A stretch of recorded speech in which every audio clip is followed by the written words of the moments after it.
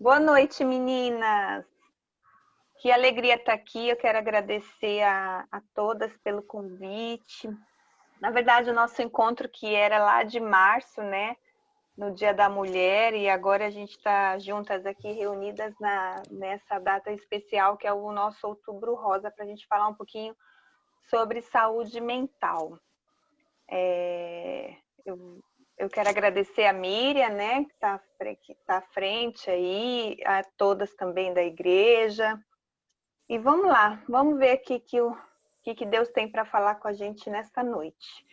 Eu vou pedir para a Renata abrir os slides para a gente começar a conversar sobre esse tema que o Espírito Santo nos inspirou lá em março, né? Se descubra na sua identidade e cresça na sua originalidade. O texto base para esse tema é o Filipenses 3, você pode depois ler, acompanhar 3, de 12 a 21, mas a gente vai se ater no versículo 13. E o versículo 13, aí, muito bom. Já está no segundo slide o versículo base aí. Então, irmãos, quanto a mim, eu não acho que eu já conquistei esse prêmio, porém uma coisa eu faço, eu me esqueço das coisas que ficaram para trás e me esforço em alcançar a que estão adiante de mim. Então, Paulo faz, através da sua motivação, ele escreve nessas palavras de encorajamento aos filipenses, né? Sobre como se manter na corrida cristã, como se manter motivado na corrida cristã. É uma questão que se torna muito importante e vem muito ao encontro do tema que a gente está trabalhando nessa noite para compartilhar com vocês, porque se torna muito difícil você se manter motivada na corrida ou na jornada cristã se você não buscar ser você mesma, né? A gente vê tantas cópias por aí, tantas imitações, e o nosso maior desafio é esse, é a gente se conhecer na nossa identidade, para a gente poder crescer na originalidade que Deus nos fez, né, como mulheres. Então, talvez, pode passar ao terceiro slide. Talvez essa seja a maior questão do ser humano, a crise de identidade, né, que leva às crises existenciais, de quem eu sou, né, onde eu estou, o que eu faço nesse mundo. Normalmente, quando a gente cresce, a gente é ensinado como se comportar, hábitos de higiene, postura, padrões. Pode passar. Ou seja, a gente passa a maior parte da nossa vida executando o que foi ensinado para a gente. A gente quase nunca questiona, a gente só entende que aquilo é o certo e assim a gente segue, né?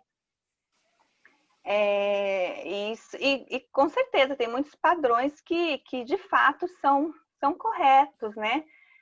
Que servem muito para a gente poder se sobressair na nossa vida, no nosso trabalho, na nossa família, no nosso casamento, na educação dos nossos filhos.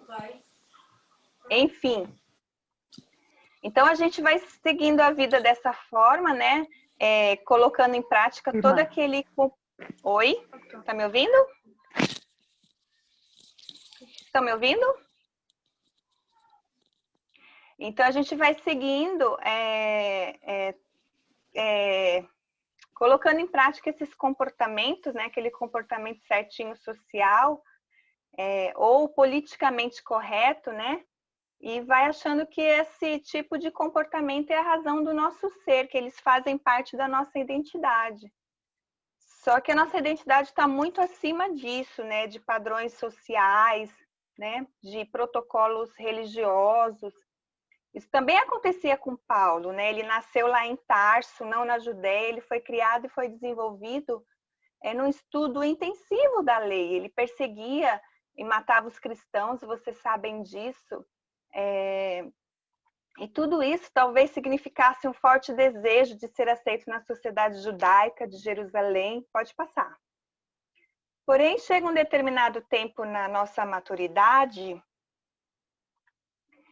naqueles ciclos da vida em que a gente precisa aprender através da dor, quando, por exemplo, a gente perde um ente querido, às vezes essa perda pode ser um trabalho, né, um desemprego, pode ser alguém da família que se foi, ou assim, às vezes um filho que casou foi embora. E a gente que tem filhos mais já quase adultos, a Miriam sabe do que eu estou falando, a gente já vai se preparando para esse período, né? Para essa mudança na nossa vida. Ou às vezes são amigos que mudaram de cidade, enfim, né? Muitas vezes a gente é pega de surpresa diante dessas mudanças que acontecem, né? Algo que era tão importante para a gente, de repente a gente não tem mais. Aí você se pergunta, poxa, e agora, né? Aquilo que eu amava, que eu prezava tanto, eu não tenho mais. A vida, ela levou de mim. Mas a verdade é que muitas vezes a gente não se prepara para essas mudanças, né? E aí a gente fica achando que a vida foi cruel com a gente, né? E aí vem um monte de questionamento. Poxa, o que eu fiz, né, para merecer isso? A gente fica com aquela sensação de perda por aquele alguém que se foi, ou aquele algo, né? Quando, na verdade, o sentimento que deveria ficar é o sentimento de experiência, de aprendizado. E por não olhar nessa perspectiva, o que torna a caminhada mais pesada, a sensação de perda com aquela crença. Ah, se eu tivesse feito isso, se eu tivesse feito aquilo, tal coisa não teria acontecido de tal forma. Enfim, na verdade, essa sensação de perda é que parece derrota, né? Ela está enrustido um certo egoísmo humano, porque a gente não quer deixar ir o velho para nos permitir novas experiências, né?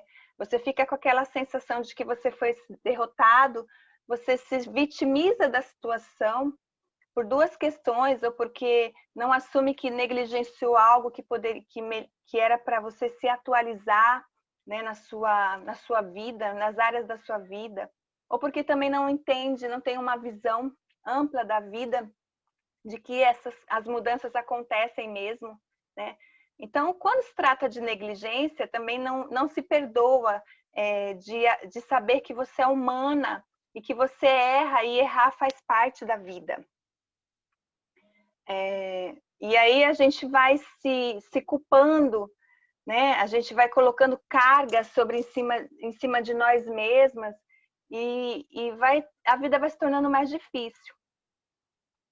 Agora, no slide 6, quando eu falo de aceitar, deixar ir o velho, né? Como a palavra fala, não no sentido de repetir as mesmas coisas que levaram à perda, né? Mas fazer diferente, né? A palavra de Deus diz, né?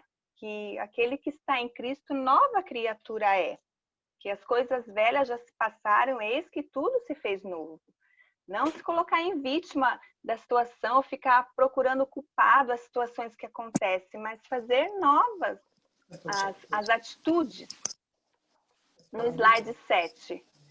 Exercer um novo comportamento para que, através daquele aprendizado, daquela experiência ruim que você passou, você faça diferente em outras oportunidades, em outras atitudes. Por isso, muitas decisões elas são difíceis de serem tomadas, porque elas envolvem a gente ter que sair do nosso comodismo, fazer diferente. Então, é preciso ter muito claro na nossa vida o que nós queremos realmente ser, como a gente quer nos autoliderar nas nossas decisões. Porque o que acontece? A mudança, a dor pela mudança, ela é dolorida, mas ela é transformadora. Mas a dor da zona de conforto, ela é muito dolorida e ela é muito sofredora.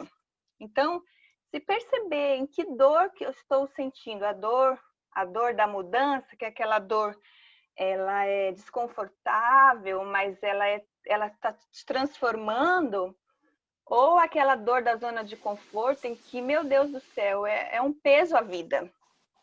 Se perceber nessa questão, né? No slide, aí no slide 8. E daí, diante dessa introdução, vem a pergunta, né? Quanto que você está disposta a ser você mesma na sua identidade e não ficar só de repetições aos padrões que lhe foi ensinado durante a vida. No slide 9, as boas práticas de cidadania e de costumes, elas são boas, mas elas não transformam vida, né? Porque a transformação, ela vem de dentro para fora da gente. Ao que você pode se olhar em Deus para mudar e ser você na sua originalidade. Então, essa crise de identidade que muitas vezes a gente passa, também aconteceu com Paulo. Ele queria ser aceito na sociedade judaica. Depois ele se deparou com muitos conflitos interiores quando Jesus abriu a mente dele. Na contramão da forma como ele estava vivendo. Há duas formas, né, na quais as minorias ou os grupos excluídos, eles se lidam com a rejeição, com a discriminação por parte da sociedade. Uma delas é voltar para dentro de si, se recusar a participar daquela cultura dominante, e a outra é eliminar ou diminuir as diferenças e se misturar à maioria, né? Talvez o indivíduo ele seja aceito, ainda que não fosse tratado de igual para igual. Às vezes você pode se sentir assim também, um peixe fora d'água em determinados ambientes. Parece que Paulo escolheu a segunda opção, mesmo depois que ele se encontrou na sua nova identidade para se infiltrar dentre aqueles o qual o apoiava, mas depois de Cristo não mais. Então, queridas, em Deus está o propósito da nossa existência. É tão simples, mas ao mesmo tempo é paradoxo. Porque para muitas há muita dificuldade de confiar, para muitas pessoas há muita dificuldade de confiar a vida a Deus. Como assim? Colocar minha confiança num Deus que eu nem sei se pode saber de mim, se existe mesmo? Mas e meu livre-arbítrio, como é que fica de eu ser como eu bem quiser? Né? Eu prefiro seguir a minha vida do meu jeito, né? Afinal, eu tenho esse direito de viver como eu quiser. É verdade. Ou se a gente né? No caso da mulher cristã, o importante eu já fiz, eu já entreguei minha vida a Cristo. Eu já não vivo mais a minha velha natureza. Mas eu não estou falando de mudanças externas, né? Na qual os pecados aparentemente já foram consertados por fora. Eu estou falando de uma mudança que está dentro de você. Paulo também era um nato exemplo de boas práticas religiosas e de cidadania também. No slide 10. Não são as suas boas práticas religiosas, de cidadania, ou as suas técnicas profissionais que você possui que caracteriza a sua identidade. Essas práticas, elas até potencializam a sua imagem, mas a sua identidade, ela está muito acima daquilo que você transparece para o mundo. Uma vez que essa identidade é interna, não adianta a gente focar só nos padrões sociais politicamente corretos ou protocolos religiosos. Isso ajuda a saber quais são os seus limites, onde você deve ir ou não. Mas a decisão comportamental de mudança, ela deve ser somente sua. É com base no seu interior, de quem você é e para que você foi feito para existir aqui nesse mundo. Então, perceba quando você está reagindo às persuasões alheias e não por você mesmo, ao seu relacionamento com Deus, para você poder entender quem você é. Os nossos erros, eles servem com o único objetivo, nos aproximar de Deus quem nos fez. Porque nós não fomos formados para tomar decisões sozinhas. Inevitavelmente, nós precisamos reconhecer como seres humanos que a única dependência que nós temos que ter é de Deus. Não é uma dependência automática, fanática, mas ela é uma interdependência saudável, amigável, para a gente saber escolher com equilíbrio, através da direção que ele dá para a gente, o melhor para nós. No slide 11. Então, ele não quer que você seja um robô, né? Que você seja 100% programada para obedecer e acertar em tudo, nem ao mesmo tempo negligência a ponto de você não tomar decisões do que é melhor para você e ficar errando nas mesmas questões. Então, aí vem a outra pergunta. O que fazer, então, para cada vez mais eu ser eu mesma na minha identidade? Aí a gente vai para o slide 12, que é as 3 posturas que eu quero abordar com vocês. E a primeira é querer de fato ser madura, né? É um desafio isso. Isso requer um preço. A maturidade, é ela que leva à originalidade de sermos nós, na qual nós fomos feitas para ser. Aí requer um preço de dizer, eu vou ser madura, custe o que custar. Aí isso inclui tomar decisão de muitas questões. Não aceitar os próprios milindres que muitas vezes a gente dá para nós mesmas, as próprias desculpas que nós damos para nós mesmas, quando a gente está entrando nas mesmas questões de erro. Estar aberta a ouvir sobre nós mesmos, mesmo que isso doa na nossa alma. Porque o Espírito Santo, a palavra diz que a palavra ela penetra e ela é como uma faca. Então ela vai no interior da gente, para a gente poder se alertar e se conhecer sobre quem nós somos. Saber verdadeiramente que eu sou imperfeita a minha forma de me relacionar. E eu preciso aprender a me relacionar. Né? Abrir mão da razão para ser feliz. Ter mudanças de hábitos destrutivos para hábitos saudáveis. Isso inclui hábitos fisiológicos, como alimentação, exercícios regulares. Eu sempre defendo a prática de exercícios, de alongamentos, enfim, porque ajuda a abrir a nossa mente, a visão sistêmica, mas também dos hábitos mentais, né? Sobre os seus pensamentos, quais os assuntos você alimenta a sua mente, com quem você conversa, né? De comparações que você faz de você com outras pessoas. Então, na primeira postura, é querer de fato ser madura. Aí no slide 14, Provérbios, 23, 27, nos ensina que porque como imagina a sua alma, assim ele é.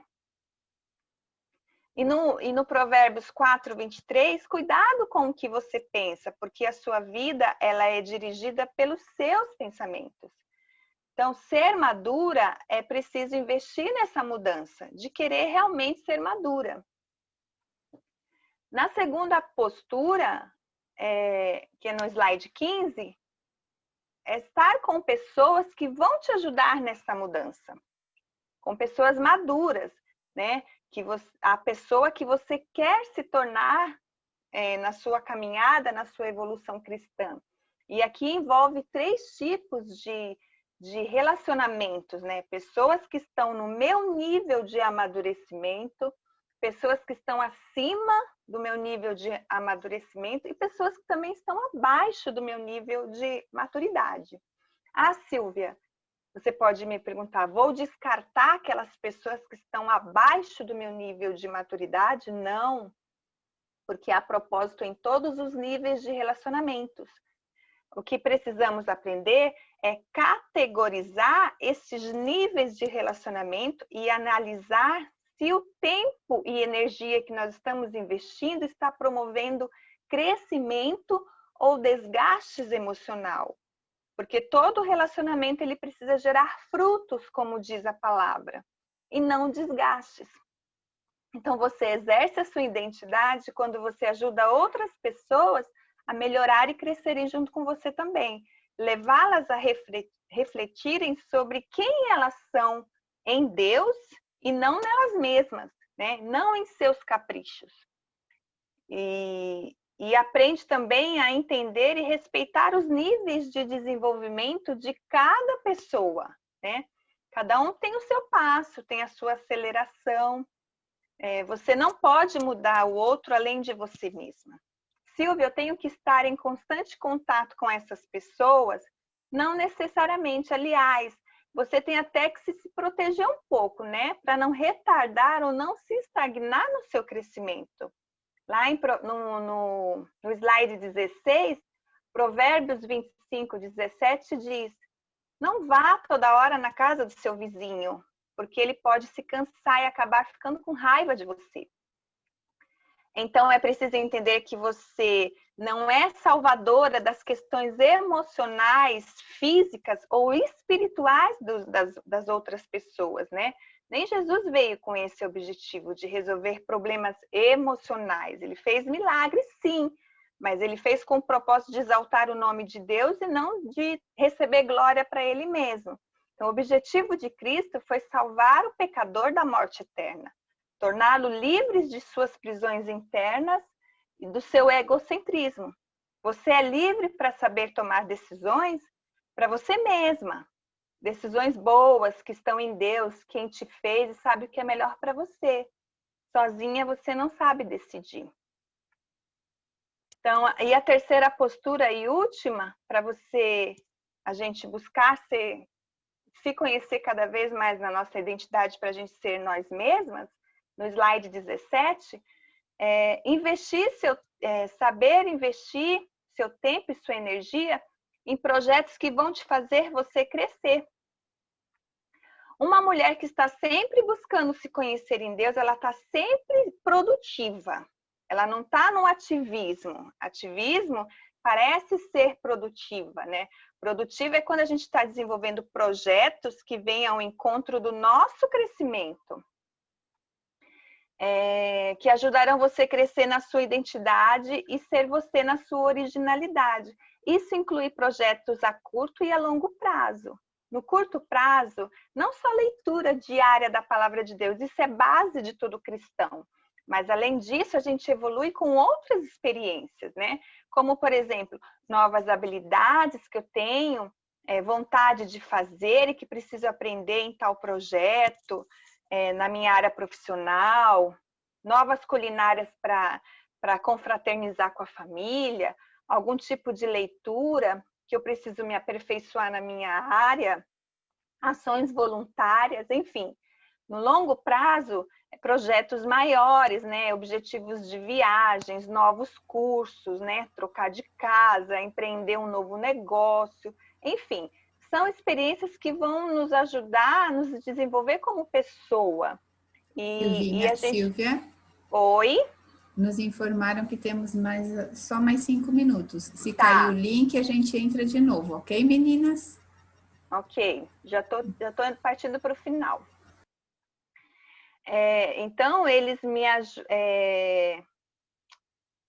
Logo, esses projetos de viagens, como eu falei, nos ajudam a desenvolver como pessoas, né? E onde a gente estiver, não com máscaras, né? Não com regras instituídas por seres humanos que ditam como a gente tem que se comportar. Esse processo a gente já passou. Eles nos ajudaram a nos entender nos nossos limites como cristã, como cidadãs, mas que eu sou pecadora na minha conduta moral, social, fazem parte, mas eles não geram a transformação de vida para eu ser eu mesma naquela identidade idealizada pelo meu Criador, né, para mim, como mulher, e para eu ser eu mesma na originalidade de características de personalidade que ele também colocou em cada uma de nós. Então, eu posso me inspirar em outras pessoas? Posso, mas eu tenho que buscar cada dia ser eu mesma no Senhor. Na minha real identidade e originalidade. Então, no slide 18, na explicação, voltando na explicação do versículo base, não que eu já tenha alcançado, Paulo escolheu a palavra grega diferente daquela traduzida no versículo 11, como chegar. Neste contexto, indica não se apoderou de, ou não conquistou tudo o que ele procurava ser. O termo grego traduzido como perfeito significa maduro ou completo, acabado. Não demonstra especificamente uma perfeição moral pura. Não está falando de justiça ou perfeição moral, mas em alcançar um estado de perfeição como cristão, como pessoa. A forma verbal prossigo indica que Paulo persegue com toda a velocidade intencional, continuamente, o objetivo que tem adiante dele. A palavra alcançar acrescenta ao sentido apoderar-se de algum objeto, a ideia de apanhar de surpresa. Paulo queria, sim, urgentemente estar com Deus. Uma vez que ele foi conquistado por Deus lá na estrada de Damasco, vocês conhecem a história. Ele não poderia se apagar o passado da sua memória, mas ele se recusou a deixar que o passado impedisse ele de avançar em direção ao objetivo dele. O apóstolo ele queria esquecer o seu passado moralista, ao usar o verbo esquecendo-me do presente. Paulo estava indicando que o crescimento se tratava de um processo contínuo e sem fim. Evoluir, queridas, é uma decisão. E a evolução cristã é uma eterna mudança de quebra de paradigmas, que preciso quebrar no meu interior todos os dias, para poder ser eu mesma e não ficar só de cópias. Você é muito maior do que os padrões humanos. Um dia você vai ser 100% aquela no qual você foi feita para ser em Deus. Amém, queridas? Essa era a minha mensagem para vocês. Se alguém quiser comentar alguma coisa, fazer alguma pergunta, eu estou à disposição para a gente compartilhar.